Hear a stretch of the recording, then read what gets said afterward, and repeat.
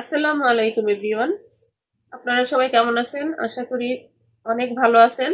আজকে আমি এই শাকগুলা জমি থেকে উঠায় আনছি, মানে সৌদি আরবের মাজরা থেকে। এটা কে কে চিনেন জানি না, এটা আমরা আমাদের নারায়ণগঞ্জের ভাষায় বলি আম খুদুইরা শাক। এই যে এই শাকটা এখন আমি বাছবো, বেছে রান্না করব। এই যে এই এই যে এরকম এরকম করে প্রথমে বেছে নিব, তারপর রান্নাটা শুরু করব। এই যে দেখেন, শাকগুলা বেছে ধুয়ে নিলাম। এখন আমি রান্নাটা শুরু করব।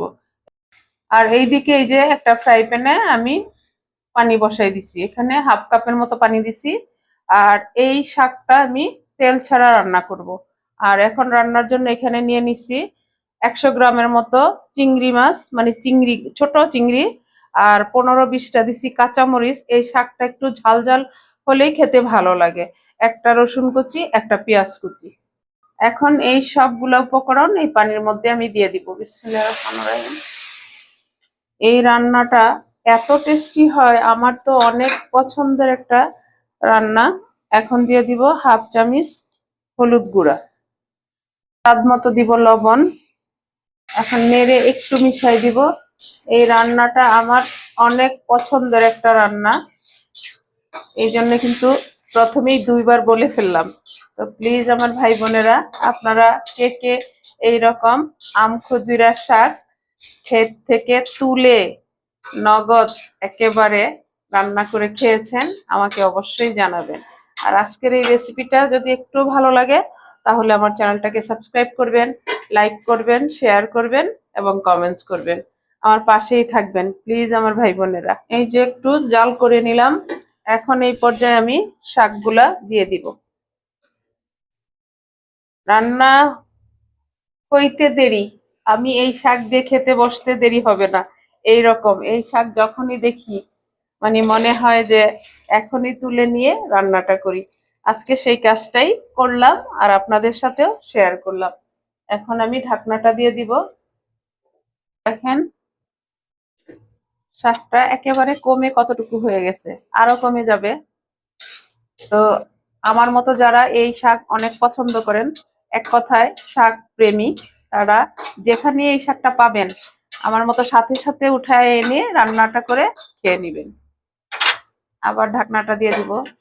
যে শাকটা অলমোস্ট সিদ্ধ হয়ে গেছে। এখন এটাকে কাজ হবে এইভাবে গুতানো। এই শাকটা, মানে এই রেসিপিটার নাম কি আপনারা কেউ কি জানেন? এটার নাম হলো লেতা গুতা শাক।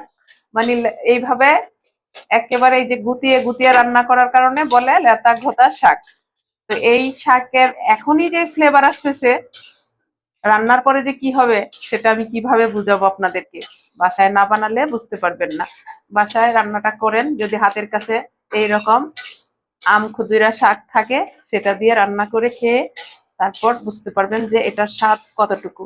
আর আমার বাসায় তো সবার পছন্দের এই শাকটা, বিশেষ করে আমার বড় ছেলে আর আমি তো অনেক পছন্দ করি। আমার হাজবেন্ডও অনেক পছন্দ করতো, কিন্তু উনি তো আর নাই। উনি তো এই দুনিয়ার মায়া ত্যাগ করে চলেই গেছেন। এই যে দেখেন, মাশাআল্লাহ, শাকটা অলমোস্ট হয়ে গেছে। কি বলবো আপনাদের সাথে, এত সুন্দর ফ্লেভার আসতেছে, মুখে পানি চলে আসতেছে। আর যারা যে জিনিসটা পছন্দ করে তাদের সামনে ওই জিনিসটা হলে তো এমনিতেই মুখে পানি চলে আসে, তাই না? আর দেখেন, শাকের কালারটা একেবারে গ্রিন। আর আমি এর আগে আপনাদের সাথে শেয়ার করছি শাকের কালার গ্রিন রেখে রান্নাটা কিভাবে করবেন। চুলার আঁচটা হাই ফ্লেমে রাখবেন। যখনই গ্রিন রেখে শাক রান্না করতে চাইবেন, তখন চুলার আঁচটা সম্পূর্ণ হাই ফ্লেমে রেখে রান্নাটা করে নেবেন। এই যে দেখেন আমার প্রিয় ভাই বোনেরা, ক্ষেত থেকে তুলে আনা আম খুদিরা শাক লেতা গোতা করে রান্না করে নিলাম, বা মাজরা থেকে তুলে আনা আম খুদিরা শাক রান্না। এখন আমি নামাই নিব, নামায়া সার্ভ করে আপনাদের সাথে শেয়ার করব। এই যে দেখেন, মাশাআল্লাহ, জমি থেকে উঠানো টাটকা আম খুদিরা শাক চিংড়ি মাছ দিয়ে লেথা গোতা করে নিলাম তেল ছাড়া। মাশাআল্লাহ মাশাআল্লাহ, এটার ফ্লেভার যারা খাইছেন তারা তো বুঝতে পারতেছেন। গরম ভাতের সাথে আর কিছু লাগবে না, জাস্ট জমে যাবে। এটার সাথে এই যে গাছ থেকে, এটাও টাটকা গাছ থেকে তুলে নিয়ে আসলাম বোম্বাই মরিচ। তো দেখেন আজকের রেসিপিটা একেবারে অল্প সময় অল্প উপকরণে কিন্তু অনেক টেস্টি। আমি তো মাঝে মধ্যে বাংলাদেশে ফোন করলে বলি রাজকীয় খাবার খাইছি এই ধরনের শাক যখনই খাই। তো যাই হোক, আজকে আমার এই রেসিপিটা বানানো শেষ হয়ে গেল। আমি আপনাদের কাছ থেকে বিদায় নিব। আবার নতুন কোনো রেসিপি নিয়ে আসবো। আল্লাহ হাফেজ।